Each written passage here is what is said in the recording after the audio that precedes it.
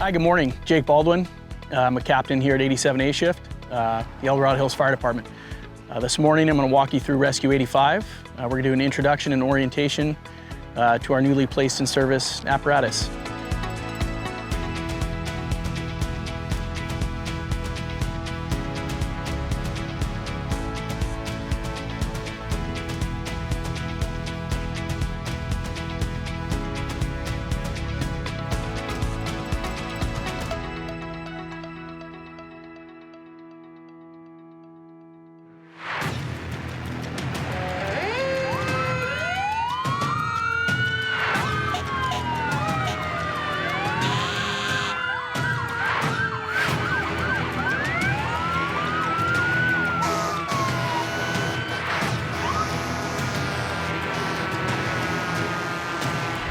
All right, so Rescue 85 is a 2004 Pierce Enforcer. It's a Type 2 medium rescue. It's in service here for the Eldorado Hills Fire Department. Prior to the rescue being placed in service, our technical rescue program has been ran for several years out of a trailer. So we've moved from the trailer to a first out apparatus. This vehicle actually began its career as Hazmat 30 with the Sacramento Fire Department, serving as a hazardous materials unit. When the city of Sacramento replaced their hazmat unit, this apparatus was donated to the Eldorado Hills Fire Department, where it is now known as Rescue 85. So Rescue 85 being a medium Type 2 rescue, we have the capabilities to respond to confined space rescue, structural collapse, high-angle rope rescues, trench excavation rescues, water rescues, both open, static, and dynamic, and any other call types that may require specialized equipment. So the staffing for Rescue 85 is primarily composed of qualified individuals. Those individuals have specialized training in confined space rescue, trench rescue, rope rescue, water rescue, as well as structural collapse. We have several members that meet all of the minimum qualifications, and we currently have several members that are working towards achieving those qualifications. So the response plan for Rescue 85, should there be a technical rescue incident within the district, is, for example, at Station 87, we're primarily staffed out of a Type 1 engine. We will cross-staff over into Rescue 85, and we will respond to wherever that incident is. So we'll go ahead and start in the cab on Rescue 85. All right, so cab layout is very similar to other apparatus we have in the agency. We've got a mobile data terminal, which gives us all of our response information and any pertinent information to the call. Headsets to drown out the noise, and other than that, we have all of our lighting controls and generator controls inside the cab. Engineer seat over here would be the driver. Again, similar layout to most of our apparatus we have here at the agency. We do have more lighting controls. We have more scene lighting on this piece of equipment. Other than that, it's pretty basic, as this doesn't have a pump, it doesn't have water, there's no firefighting capabilities. So it's a pretty simple layout for the engineer. The back here, we've got seating for 2 more. We can carry up to 4 personnel. So an example of an incident that Rescue 85 would go on here in district would be, let's say, a trench rescue. With all the construction going on in Eldorado Hills right now, there's several open trenches. If there's some type of trench collapse, we'd be responding to a trench rescue incident, and we have the tools and capabilities to mitigate that incident. So another call type that Rescue 85 would go on would be a water rescue emergency. We have Folsom Lake, we have the South Fork of the American, and then we also have several creeks that run through the district. This would be requested in addition to Rescue 84, which is out of Station 84. And we have the capability to respond to a static water incident. Example would be Folsom Lake, a drowning and injury on the water, and then also static or dynamic water, which would be an incident type on, say, the South Fork of the American River. All right, so we're gonna do a walkthrough of Rescue 85. We'll start opening compartments and going through what we have on it. Okay, so in this compartment here, mostly we have tools and equipment that we would use for structural collapse. We also have some tools for heavy lifting and stabilization of objects. We've got a bunch of batteries. Most of the equipment that we carry on Rescue 85 is cordless. We've got an anchoring kit. We could set mobile anchors if we don't have any fixed anchors. We've got lighting. We've got all of the feet for our struts, for our rescue struts. We also have the controls for the light tower. We have a light tower on Rescue 85, which deploys from the roof. We could extend it pretty high, and we could obviously use it for night operations. It's extremely bright. Next compartment is going to be primarily our Paramedic struts.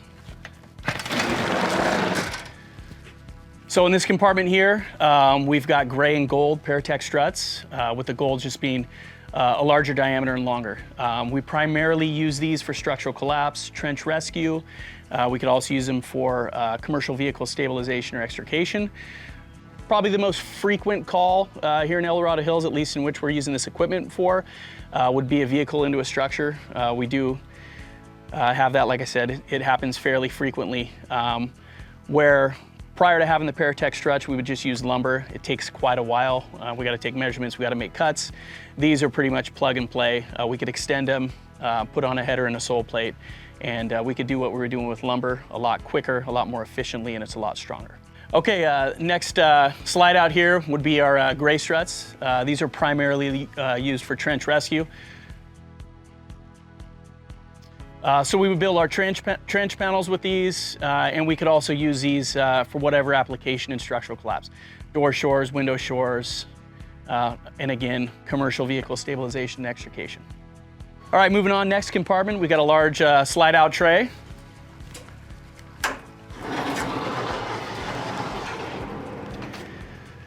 On this pegboard here, we just have a lot of the tools that are required to meet the medium rescue inventory. We've got hand tools. On the other side, closer to the driver's side, we have a lot of the attachments for our Paramedic struts. And then on the back side, we've got a set of pickets. We could use these for mobile anchors, assuming we don't have any fixed anchors. Okay, we'll move on to the rear compartment. So in the rear, we do have basic cutting tools. We've got a gas-powered circular saw. We have a bunch of different blades that meet the requirements of a medium rescue. We've got palm nailers and pneumatic nailers in the red bag there in the bottom. And then we got a lot of heavy tools here. So various uses for all these tools. We've got saws, we've got a beam saw. If we're doing anything with structural collapse and lumber, we gotta have a means of cutting the lumber. Right, aside from the cutting tools, we've got breaking and breaching tools. We've got a roto hammer, which we can use for breaking and breaching. We could also use it to set our portable anchors. We've got a medium-sized 35-pound breaker for breaking apart concrete. We've got sawzalls. We've got a large right-angle drill that we can use in conjunction with our Harken winch for rope rescue or confined space rescue operations. All right, moving on to the next compartment. This large slide out here carries all of our rope rescue equipment. So in here, two 300-foot rope bags, a half-inch rope. We got 150 feet of half-inch rope. We've got some accessory rope, and of course our harnesses for rope rescue. All right, next compartment here, still rope rescue equipment, and then also some confined space rescue equipment. In the blue bag here is the Arizona Vortex. It's a tripod. We could use the tripod for rope rescue, confined space rescue, anything in which we need a artificial high directional. And then we have the Harken winch, which we would use in conjunction with the Vortex. And it basically allows you to lift and lower heavy loads with the use of a hand crank or a right angle drill. All right, moving on to the back. So in the back here, we've got our 7,500 watt generator. And then we have extension cords, electrical connections, so that we can bring this anywhere and we can have access to utilizing our electric tools. All right, next we're gonna go up top.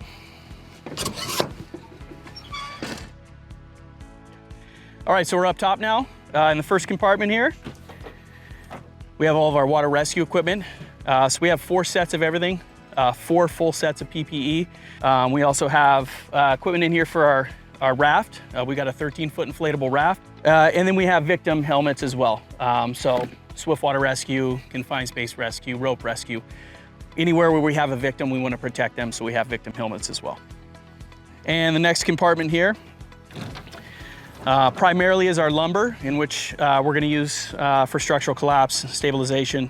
All right, moving on. Again, up here is just a lot of tool and equipment storage.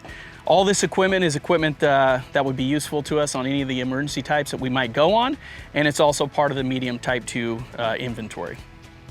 And then up in the well here, we've got the night scan light tower, which extends, swivels, rotates up and down, and for night operations, it basically can light up the length of a football field. We also have a large complement of cribbing.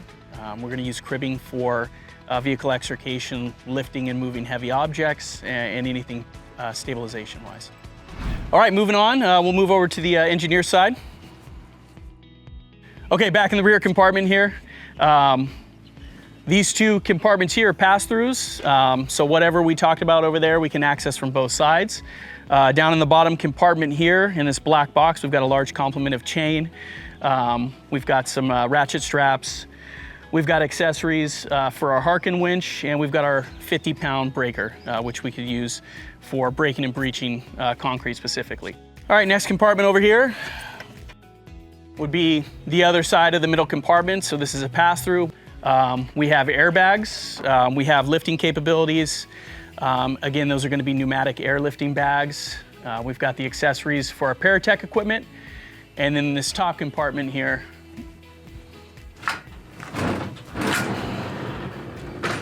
we've got our breakaway stokes, primarily used for high angle rope rescues. And then we've got a sked, which we can use for rope rescue or confined space rescue, or anywhere where we may need to evacuate somebody out. All right, moving on. So everything in this compartment here has to do with confined space.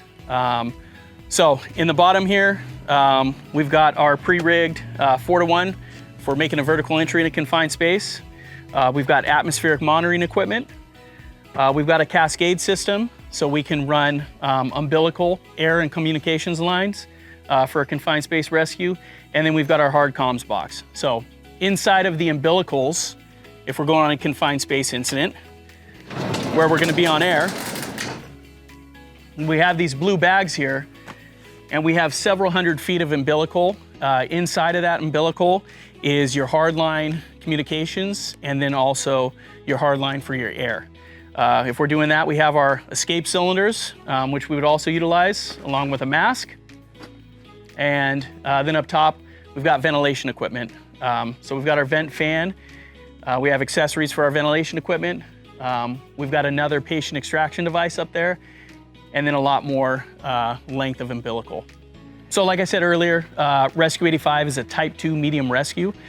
There's also a light and a heavy. The Type 2 medium rescue, some of the guidelines with that, as I stated earlier, would be the ability to respond to and effectively mitigate a high angle rope rescue incident, confined space rescue incident, a trench or excavation emergency, and structural collapse. Structural collapse including light, like residential construction, and then also heavy construction. So as we look around, say the business park, we've got a lot of tilt-up construction, so heavy wall construction. Moving on to a Type 1 heavy would be all the things I just talked about, and then an even broader scope, so heavy wall and heavy floor structures, and then just much more in depth to each specific rescue discipline I talked about. So that's it. That's all I got for Rescue 85. Thanks for coming out and checking it out. It's here, it's available, it's ready to respond to any technical rescue incidents that the community may have. And yeah, thanks for checking us out.